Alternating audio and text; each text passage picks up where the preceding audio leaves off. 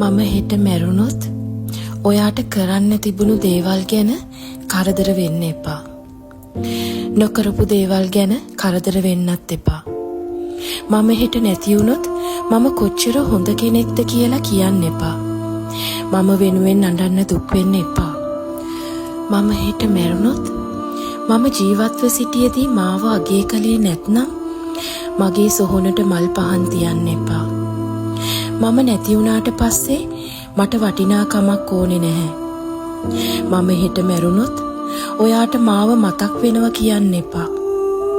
මට ඒක ඇහෙන්නේ නැහැ. ඔයා මට කොච්චර ආදරේ කළාද කියලා කියන්නත් එපා. එතකොට මම මැරිලා ඉවරයි.